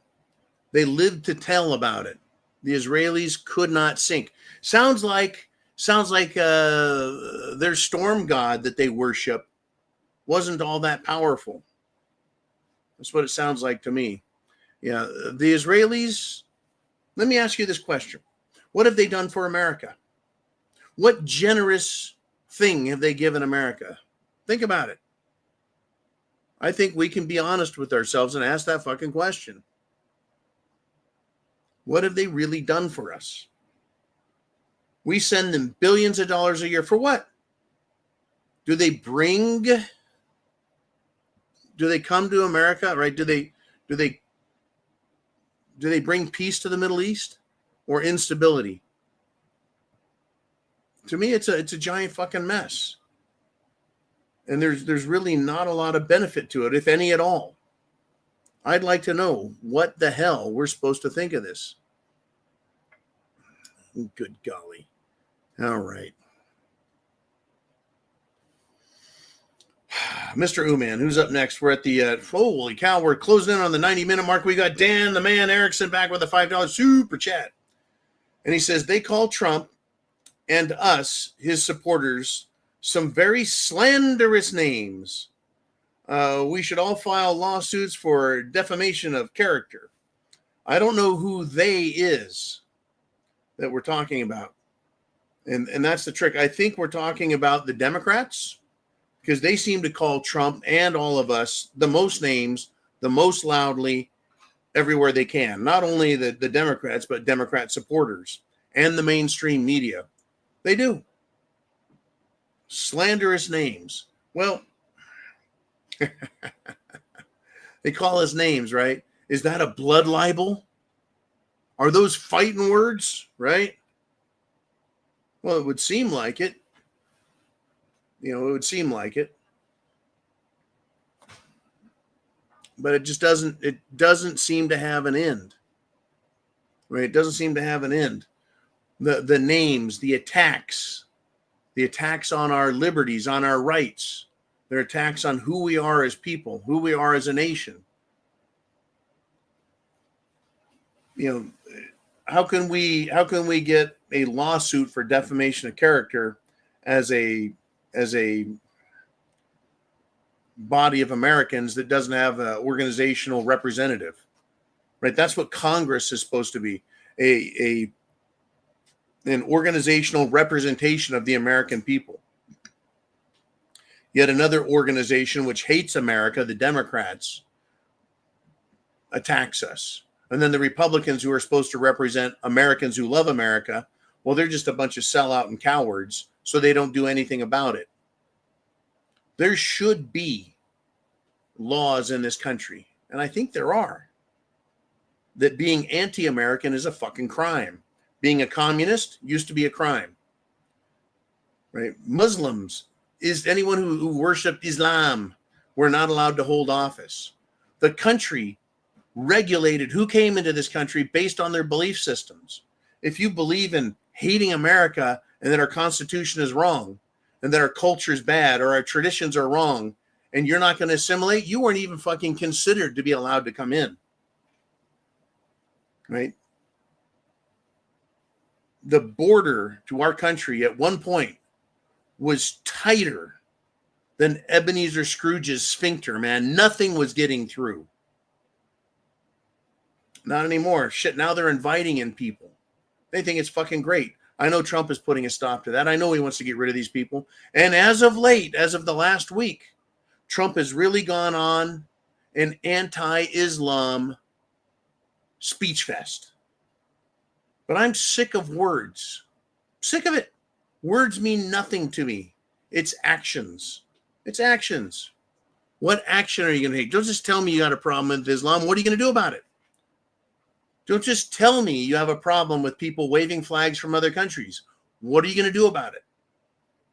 Right? There's a lot of people, and I found this fascinating over the weekend, that are so frustrated, so fed up to hear that they're saying, look, I don't care if we have to go to a martial law scenario, have the military on the streets, and clean these fucking people out, one city at a time. Or hell, a dozen cities at a time. But just go from one end of the city, sweep across the whole thing, and remove these fucking people. Now, can you imagine? I'm not saying kill them, remove them. What country you're from there, Muhammad, Ahmed? Great. We'll put you on a plane and send you right back. You can go be with people who look like you, who act like you, who smell like you, and you'll fit right in. You'll be very comfortable. And I guarantee, folks, these people are from other countries, not ours, not our culture. They're losing their fucking minds. It's culture shock, and they cannot assimilate because their IQ is tiny, because their worldview is non-existent. To them, they're on another planet, and they don't understand it, and it's making them mad because they're retarded and they can't do it. I mean, they come to our country and live in fucking hotels and new houses and apartments and condos, and they bitch about the food and everything about our country that's given to them for free, while we suffer and pay for these dumb motherfuckers. Get them all out. Are we going to have to go that far? I don't know. Are we being prepped for it? Quite possibly. Is this an effort to see if America can stand and withstand a foreign enemy that hates us so much that it'll accept money from us as a country, turn around and use that money to try and destroy us just to see if they can? Oh, that country's out there, folks. It's out there. Anyways, thank you, Big Dan. Yankee Watchdog checks in and says, we can do nothing until it becomes legal to delete them. This is an interesting statement. With respect to foreigners in this country, we can do nothing until it becomes legal to delete them. I'm going to use the word remove them. But we can say delete them so they're no longer a problem for us. We're deleting, removing the problem. We can do nothing. We can do whatever we want. Literally, right now. I'm not recommending anyone do anything. I'm saying you can do. It's up to you. You can choose to go to bed or you can choose to go out. You can choose to go to work or you can choose to take a gun and go play Wyatt Earp and deliver Wild West justice. You can do whatever you want, but you cannot escape the consequences of your decisions, your choices, your actions. That is where I am, or anyone. I could solve a lot of fucking problems, but I don't want to deal with the consequences of those choices. So I elect or choose not to do the things that would fix a lot of problems in a big fucking hurry. Now, what happens when we're given a green light? There's going to need to be rules to the game, some parameters. You better speak good fucking English, right? There's a lot of different ways to say who belongs here and who doesn't. Now, every ethnic group, understand this, that is in this country and knows where they're from and hates you and hates me and hates all of us and hates our rules and hates Christianity, all of these different countries, all of these different people, by the millions who are here, the moment they start getting thrown the fuck out or put in the grave because they decided to start a war with us, the moment that happens and they see they're going to get eradicated or, as you put it, delete, guess what? All of a sudden, they're going to start waving American flags. All of a sudden, it's going to be baseball, apple pie, and George Washington for those motherfuckers. All of a sudden, they're going to recite the First, Second Amendments verbatim. They'll do the fucking preamble. Oh, you bet. They'll do the Emancipation Proclamation. They'll scream that shit at the top of their lungs. Because all of a sudden, they're going to see that it's their asses. But right now, no one's stopping them. No one's right. We're all putting up with their shit. So they see us as weak.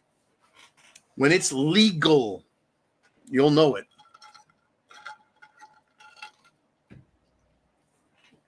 By legal, I mean, can you fix the problems and not go to jail? Nope. You're not allowed to enforce the law. You're not allowed to protect America. You're not allowed to protect your family, your neighborhood, your schools, your city. No. We have to leave that to government, who's too busy arresting fucking grandma for collecting rainwater, or grandpa for walking his dog down the street and upsetting some people from other countries. Don't you dare bring a Quran within 1 foot of a piece of bacon, or you're taunting those poor people and committing a hate crime. Remember when they started this hate crime a couple decades ago? I knew right away these slimy, sleazy lawyer motherfuckers can call anything a hate crime the same way the Israelis call anything anti-Semitism. There doesn't have to be an injured party. It's just hate, so someone's feelings are hurt. Oh my God, I feel hated. Now we got fucking fruitcakes and ding-dongs and ho-hos and fucking turban heads and camel jockeys and lion motherfuckers who claim to be from the Middle East but are actually from Poland and Hungary and Eastern Europe. Right? They're all liars. They're fucking liars, every last one of them. I've dealt with them, folks. Just enough to learn who they are and how they work and what they do. Okay, let's have some fun here. Uman, what do we want to discuss next? We got Chin Music. He's back again with a $4.99 super chat donation. And he says, the Cinnabon chick is right. We don't have a race problem. We have a problem race. Yeah, that race is a bunch of un-American dumbasses. And it's not just their race. You could call it their ethnicity if you want. Right? That ethnicity within that race, within the country of Somalia, they love incest. I think anywhere from 60 to 80% of the country is suffering from serious complications due to inbreeding. It's not good. That's a problem, whether you call it a race or a tribe or a fucking ethnicity. I don't give a shit. I don't care. There's serious problems with them. Then you look, I've known great people from every country and every culture and every religion, it seems, because that's what they show me. But when I look at them as a people, as a group, as a tribe, when they are together and in big numbers, how does that tribe behave? Before all these fucking Muslims were up in Scandinavia, Finland, Sweden, Norway, people look like me, Iceland, there were no problems. You could go there and not be, I'm going to use the word molested. You can walk down the street unmolested. You don't have panhandlers, beggars. You're not being stalked. You're not being threatened. You're not being harassed. You're not being mimicked and mocked and teased. Now it's a fucking nightmare up there. Why? Because we have problem races. Right? We all have to admit, Israel needs a country for Jews. And hey, look here, China is for the Chinese. People who are Chinese ethnicity or Asian race, and then Japan. Japan is for the Japanese. The Middle Eastern is for people of Arabian descent. Africans, sub-Saharan, that's where the black man came from, and we can't have any whites in there. Get them the fuck out. Everyone can have their ethnicity or their race or their tribe or whatever. But when we say, hey, look, my culture is based on European. The law was British common law. Most of the people are white, but we had other races that lived with us, acted like us, believed like us, lived like us. We all got along. But now you're telling us that we can't have that anymore. And instead of calling it freedom, you're calling it whiteness. There can't be a white America anymore. There can't be a white Canada. There can't be a white United Kingdom. There can't be a white Europe anymore. That is wrong to have your culture, your tribe, and your race, your ethnicity. White is evil. Even though from Europe, America, a massive amount of culture, art, philosophy, technology, the advancements and inventions that came from us that have benefited the entire world. Without us, we'd still be riding around on fucking camels in the Middle East. Right? They didn't even have fucking horses. No, I forgive me, I'm wrong. They do have horses. They had horses and camels. Down in Africa, they rode around on fucking ostriches or nothing at all. Right? South America, the Americas, they didn't have horses. Indians did not ride horses until Americans or Europeans gave them to them. Alan Meyer Jensen says, It's another scam because the white people are a minority on the earth. Estimates 7 to 9% of the planet are white. We are a massive minority. Yet, the rest of the world looks at us and goes, but you guys have all the wealth. But you guys have all the inventions. But you guys have all of this and all of that and all of the other. Well, I'm sorry. We work hard. We think hard. We put our things right. You don't just go, I'm white and therefore stuff is going to come out of the ground and I'm going to eat it. No, you've got to plant it. You've got to understand seasons. When you plant, when you harvest, you got to save enough seed for the next year. But you get enough to eat and survive on in the meantime. That's agriculture. And then animals and harvesting and growing. And there takes some fucking effort. The rest of the world, not very well, right?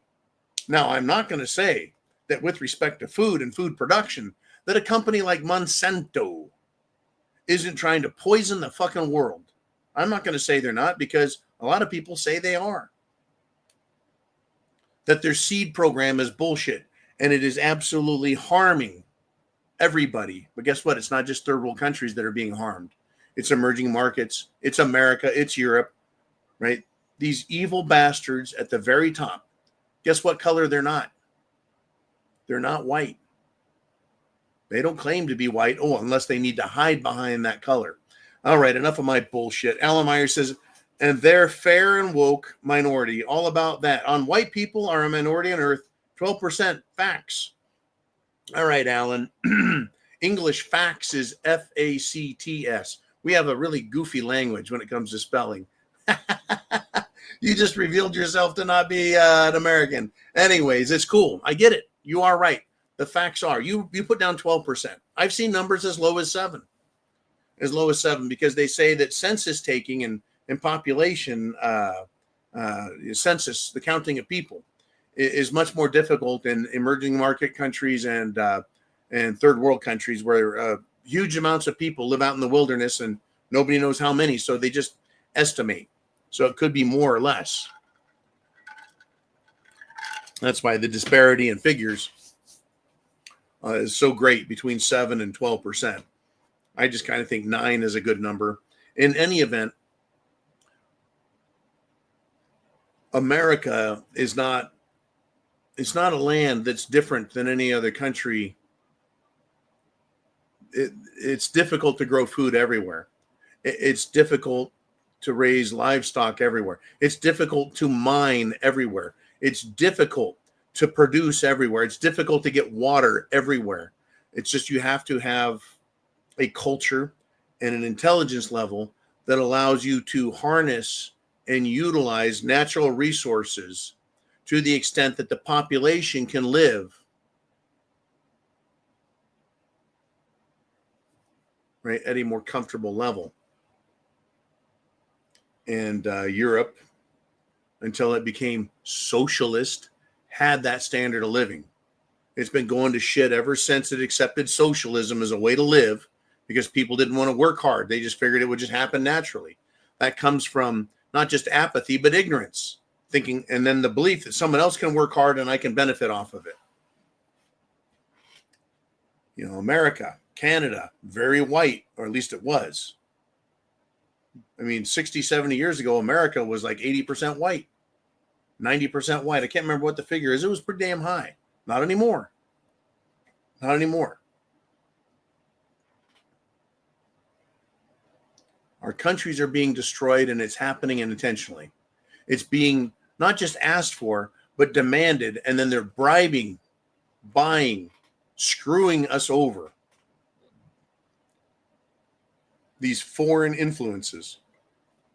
They're doing it to America, Canada, Australia, the United Kingdom, all of Europe, everywhere they can. And they're even using our own politicians to attack us. In Europe, the European Union, that absolute wretch of a human being in charge of the European Union, they claim that the EU would not be sovereign, that it was just an organization that would help Europe, right, prosper. Now they're penalizing and fining countries for not destroying themselves, right? Poland, how dare you not allow in all of these illegals? We're going to fine you. Literally, they're fining millions and millions of dollars a day for refusing to allow these fucking third world scum into their country. Hundreds of thousands of British girls, little girls with squeaky voices and braces and pigtails. They're just cute little kids are being raped, literally raped, sexually assaulted and violated and raped and even murdered by these fucking Muslims. And the government, the police department, the judges, the prosecutors, fucking parliament, right? All of them, all the way up to the prime minister and the king of England doing jack shit while their country is literally being raped by these fucking third world scum. How much longer? I believe over the weekend, the country of Italy is shut down. It's not being covered very well in the news or in the alternative media. I'll be watching that. The people have had enough of this shit. But how much is too much? How much is enough? And what is going to be legal? Better yet, what is going to be lawful? That is to say, what are you and I, all of us, in the whole planet, not just America, when are we going to be, with respect to the right to self-preservation, when are we going to be lawfully allowed to defend ourselves to the extent that we need to wipe our enemies out of our countries? Give them, say, a month. You have 1 month to get to a fucking airplane and get the hell out of our country, because after that, it's going to be hunting season. Is it going to get that bad? Could it get that bad? Could it get that bad in some areas or some territories? Or could it get that bad across all of Europe? I don't know. Now, see, the difference between Europe and America, or rather America and the rest of the world, is America, we have a lot of guns, an incredible amount of ammunition. It's stockpiled, it's stored in cool, dry environments. Look, I've shot ammunition from World War II, folks. It still goes bang.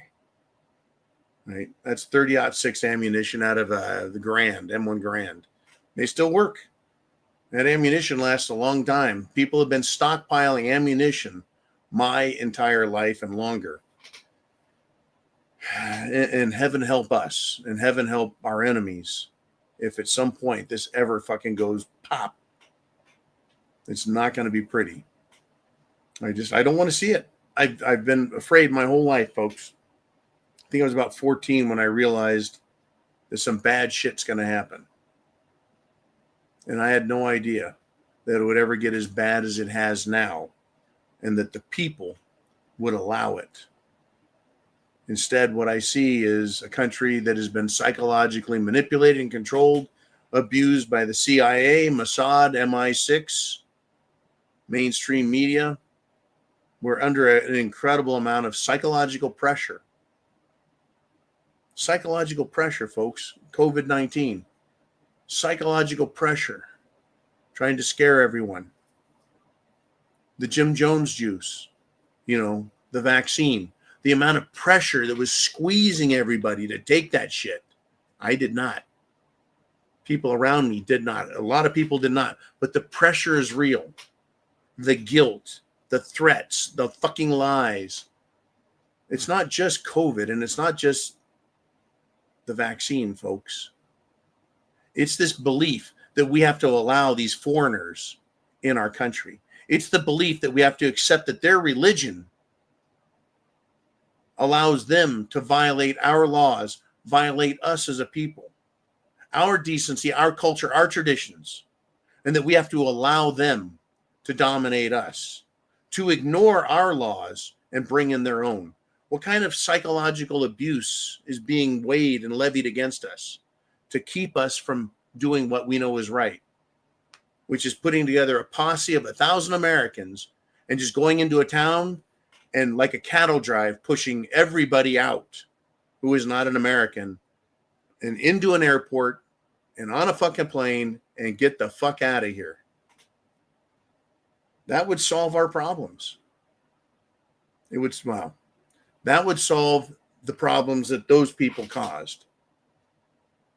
You know, have you noticed that every day of the week we get hit with multiple news stories across the entire spectrum of the news world, the entire spectrum of, well, politics, education, military, global affairs, housing, food, health, right? We are slapped and swatted with so much.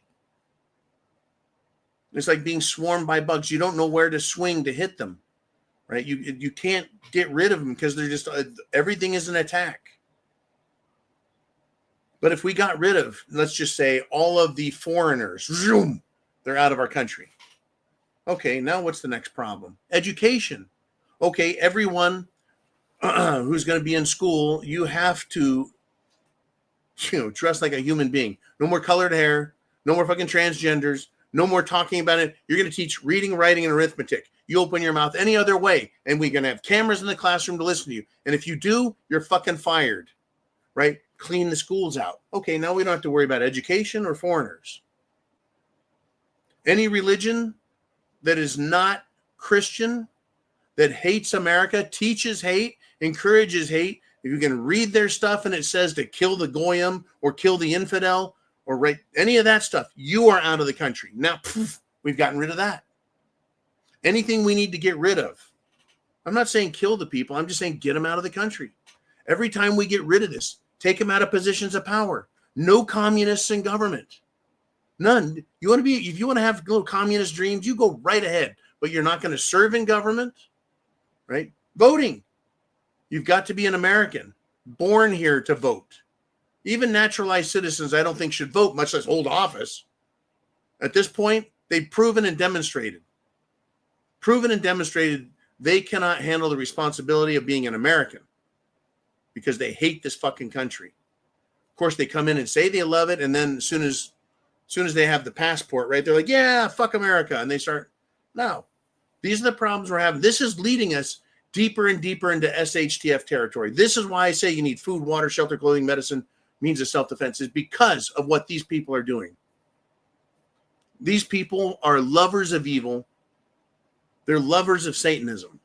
Let me give you a fucking taste of this shit. There's a judge put in office by Obama who is praising an illegal alien who both raped and sodomized a woman who has cerebral palsy. She's absolutely helpless. So a judge is praising this guy, refuses to add years to his sentence. She openly praised him for being a, quote, ambassador for living up to our immigration restrictions. He raped and sodomized, that means ass fucked, a crippled woman with cerebral palsy. And she says his devotion, his family devotion and willingness to perform work that it claimed Americans find undesirable. Really, what? We're supposed to care? He performed work that Americans find undesirable, so therefore he can do whatever the fuck he wants? Attack, assault, rape, and sodomize someone. And a judge, a Democrat judge, says that's great. That is the Democrat and established hatred that we see for our laws, our justice system, and Americans. They ignore the crimes, they lie about the criminal, and then have sympathy and even reverence for him. Right? That is a level of evil that is horrifying, that these people out here don't just hate us. They don't just not like America. They fucking hate America and you and me. They are the lovers of evil. They're awful, awful, awful people. And what can we do about it?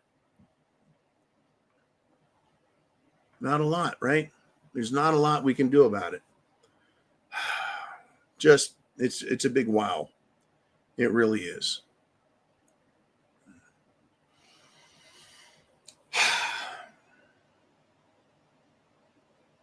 Good golly. Just good golly, I tell you. Okay, Mr. Uman, I know we're running out of time. Let's do it. What do we got? Big Dan the Man Erickson with a $5 super chat. He says, if they ever figure out a way to disarm Americans legally, I'll be long gone by that time. I'm 64 years old. Yep. Yeah, they're waiting for you to die, man. They're waiting for me to die. They don't want us around. We are problem. They like to use terms like problematic. They don't like us. They don't want us. They hate us. They do. They absolutely hate us. They can figure out a way. They just can't get away with it. We know our rights. We know our liberties. That doesn't mean they're going to stop, though, right? It doesn't mean they're going to stop. Okay, let's do another one here. I know we're running out of time, and hey, as long as we've got people that are doing the super chat thing, I'm going to address it. We got Northern Pike with a $5 super chat, and he says, Dubai, the United States of America, our roads, bridges, infrastructure could be much better than Dubai. But you have to enforce the U.S. Constitution, right? They don't. So our country's falling apart. Our roads are terrible. Our bridges fall from time to time, or ships run into them. Our tunnels, everything. It could be much better. Things could be cleaner, nicer, better finished. Right? I don't know where all the fucking tax dollars go. I drive around Florida. The roads are shit. But hell, the roads are shit everywhere. Make fun of California roads. You make fun of every road. They're crap. Why? The amount of money we pay in fucking fuel taxes is absurd. Right? Everywhere. Fuel taxes, state, federal, whatever. Bridges. Right? I go over bridges in Florida and you have to pay toll. Right? Toll bridge and toll highways. Why aren't they better? Everyone driving every fucking mile, you're paying $1. You're telling me we can't have better roads than this? Man, Mile High Ronin sent in a $5 cash app. And it's for salute and cheers. Thank you, Mile High Ronin. The world could be better. Dubai looks great, looks clean, looks special because there's so much money there. And corruption, I'm sure it's there. It's everywhere. People suck, right? At the same time, if you violate the law, they don't just let you get away with it like you do here. In fact, it's a fucking resume enhancer in the United States of America. You break the law, that person's got moxie and they want to go places to the top. Let's promote them so they can steal even more. It's just disgusting. It truly is. I mean, it's like musical chairs, folks. Think of it like musical chairs. Okay, you start the game off musical chairs. And I see, Mr. Uman. You start off, there's 10 people, and there's 8 chairs. Okay, when the music stops, let's just say it's tax season. At tax season, the music stops, and people sit down. Well, 2 people aren't going to make it.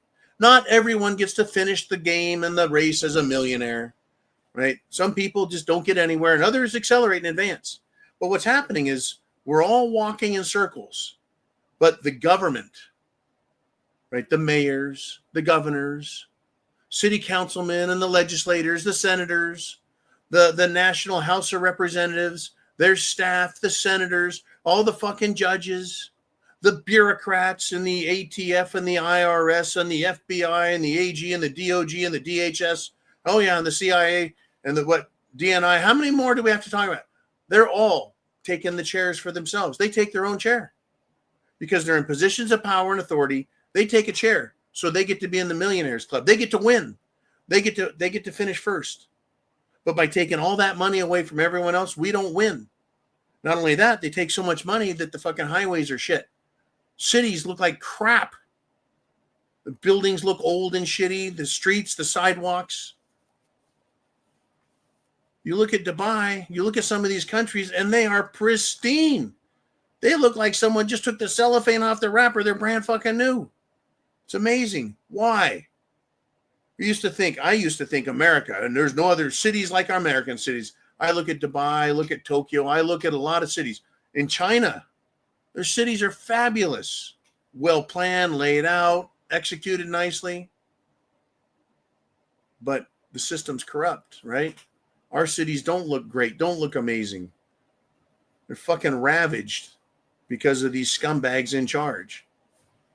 Anyways, we're not going to solve these problems today, folks. But at some point, it's going to be back in our wheelhouse.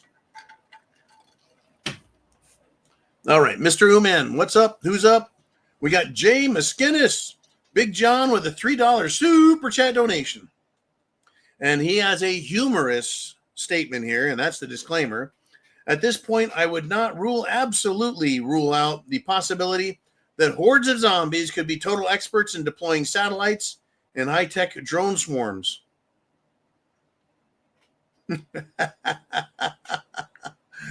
It sounds like you just named 3 or 4 or 5 different problems we have, all acting in concert in unison to destroy us and the entire civilized world. And guess what? Wouldn't surprise me. Between satellite technology and 5G, 6G coming next, right? What a world, folks. You can't just check out. And this is a problem I ran into when I was a jarhead. Right? I had some problems with some really, really bad, corrupt people. I was a whistleblower to take care of the problem. And I was told, John, if you leave, there's going to be one less on the good team, and it's going to help make the bad guys more powerful.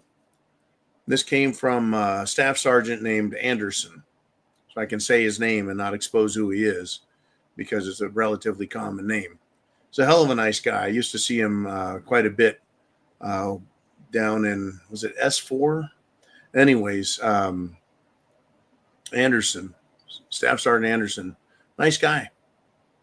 Big, strong, muscular, smart, right? Jarhead. But it shook him up. You know, he's like, you can't leave. I was like, I fucking hate the bullshit and all this corruption, which did, by the way, get straightened out. But he says, yeah, the more of us that just leave and quit fighting, it makes the bad guys more powerful. Interesting guy.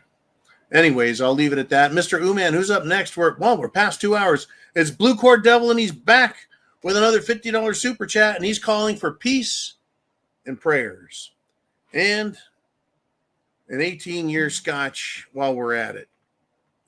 And I'm glad we didn't do as much scotch last night or tonight as I did last night, because I don't know if my liver would keep up. In any event, thank you, Blue Cord Devil. Semper Fi, brother. I would like to call for peace and prayers amongst all peoples, all tribes, all ethnicities, all races, all religions. Peace. Peace. I call for peace. No more harming each other. No more beating each other. No more robbing each other. No more stealing from individuals or from organizations or governments collectively.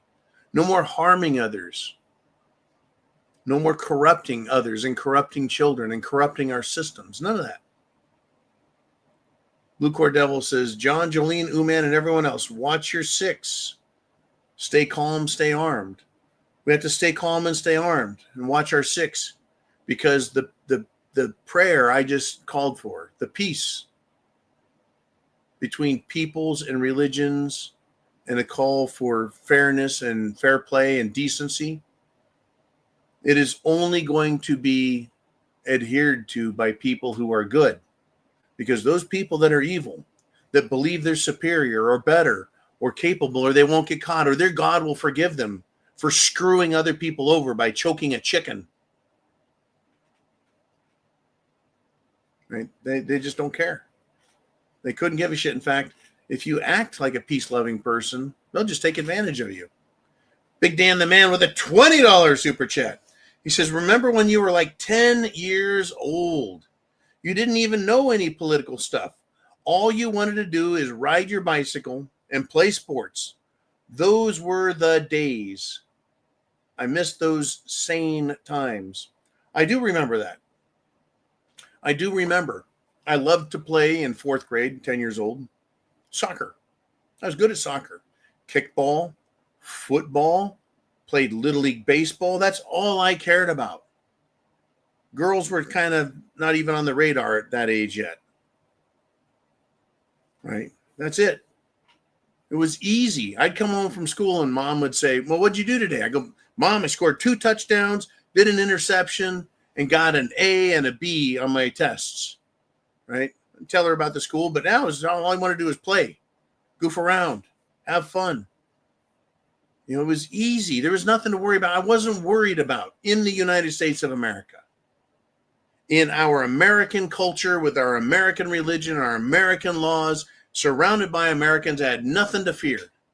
Now, I had Asians, both Chinese and Japanese, had Mexicans, blacks. Let's see, who else did we have? Whites, of course, some Native Americans. It was easy. I was afraid of anyone bigger than me. I was afraid of anyone who looked at me sideways. But still, all I had to do was run fast enough, and they laughed at it, and we were all good. I got bigger, and everyone, it was easy. It was great. These were sane times. I miss those because the problems were simple. Got into my older years in high school. Yeah, that's when the real beatings started. But yeah, 10 years old, man, that was a hell of a world, right? Watch Sandlot, movie Sandlot, about Americana. Great. It's coming up for Christmas here. Christmas Story. It's about Christian Christmas America. It's Americana. What really mattered to kids. That's innocence. Kids don't even, I don't know if kids have that anymore. They have to worry about getting their ass beat by someone of another race or another tribe or another part of town. If you don't dress correctly, you get your ass beat. You have to say the right pronouns, and you can't make fun of this person. Look out, that fucking person over there is going to rape you, literally. You got to bring a fucking knife to school. You got all these fucking people from foreign countries and their kids that hate you. It's incredible. What a terrifying world to live in as a kid. Well, my grandsons, hopefully they can grow up in something that's relatively similar, right, to what we had, but not a lot of hope for that.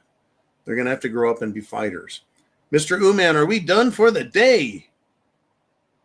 I think we're done. Let's see. I just want to just hack on it. Just tap on a couple little quick things, right? And I'll let you go. This Charlie Kirk thing is not going away. It's not going away. It's going to continue. The soap opera between Erica Kirk and conspiracy theories of Candace Owens is not going to go away. Erica Kirk attacked Candace Owens. Candace Owens fired back. Erica is being equated to a gold-digging, psyop, loveless mouthpiece for Israel. And Candace is being equated to a nut job who makes hundreds of thousands of dollars per episode by discussing her wild conspiracy theories about who killed Charlie Kirk. And there's one real victim in all of this. You know what it is? What dies in all of this is truth. Truth is being killed. Right? These sick people out here are still pushing their shit on our kids. There's a new children's book targeted ages 5 to 8, and it calls abortion a superpower, folks. I mean, does the book show a whore getting nailed by 5 slime bags without condoms? She gets knocked up and not knowing which one the baby will belong to, and she uses that as her justification and gains her superpower. Democrats are the party of death, folks. Abortion is a superpower. And finally, I'm going to end with this topic / subject. Big news headline. U.S. soldiers, Army soldiers, Americans are killed in what's being called an ISIS attack. And the Syrian security forces are implicated. So the terrorist leader of Syria, who was turned into a politician, invited to the White House, and Trump just lavished this guy with compliments and made him look like a legitimate world leader. This fucking terrorist is now a terrorist leader again, and Americans are getting killed in his country. Yep, kill the Americans, kill the soldiers, kill the Christians. That's the Middle East way. Thanks, all these fucking moronic warmongering neocons. Thanks, traitorous neocon Democrats. Thank you, traitorous neocon Republicans. And that is going to do it for the show. It is Sunday Night Live. Not my circus, not my clowns. Don't give a fuck, but why are we over there? America needs to get the hell out of there, and we need to clean up our own house. Hopefully we can do that. I want to thank everyone for the great support in the show. Thank you for supporting the desire, wish to spread facts, talk about what we think are facts, find out what the lies are. You can think for yourselves, come up with your own answers, conclusion, thoughts, but if no one's going to discuss these topics, how are we supposed to get there? Whether we're talking about Washington, D.C. or London, whether we're talking about Beijing, Tel Aviv, London, Brussels, right? How do you know? Unless we talk about these topics and talk about the people in charge and the things they're doing. That's what we do here. And above all else, get prepared with food, water, shelter, clothing, medicine, means of self-defense with your plan and your world. Because when things go bad, as the police told me on the phone, you're on your own. Until tomorrow, 0 Dark 30. Have a good night, guys. Merry Christmas. God bless America.